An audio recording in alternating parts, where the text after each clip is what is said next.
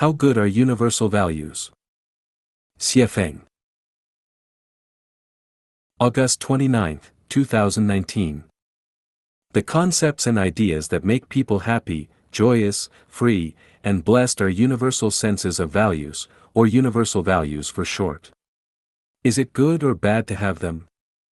We all are familiar with highways. As long as we obey traffic laws on them, we can usually drive unimpededly. Whether on the roads in Africa, Europe, Australasia, or the Americas, as long as our vehicle body widths do not exceed 2 meters, we should be able to drive freely throughout the world. This maximum vehicle width of 2 meters is universal, but what would happen if it were not observed? There would doubtlessly be traffic jams. What if someone were to drive a vehicle on the road that is 4 meters wide?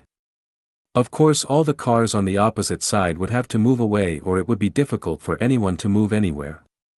This one case alone is enough to prove how good universal values are and how bad it is to violate them. Today is August 29, 2019. This is also a universal value. With this universal value, recording and communicating is made smooth. If you disagree with this value and insist that today is November 37, 3085, then life would become unreasonable and communications would be blocked. China and the United States have recently experienced some trade congestion. What is the reason?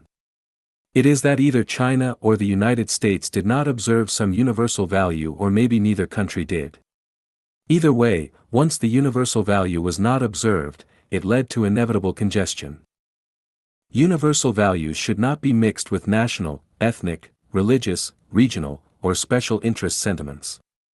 Once a value falls under the influence of any of these, they are no longer universal. Trump's America First and Xi Jinping's Chinese Dream both carry national sentiments, so neither are universal values, and since they are not, they will undoubtedly lead to traffic jams. Buddhism's reincarnation and Christianity's resurrection and Last Judgment beliefs are in sharp contrast to each other because the roots of these two religions are so completely different. In other words, Buddhism and Christianity have no universal values, and neither do many other belief systems. So if there are religious sentiments in the concepts and ideas, then they cannot have universal values. Socialism and capitalism cannot share universal values either, because the former cannot satisfy the capitalist, bourgeois, class, and the latter cannot satisfy the working, proletariat, class.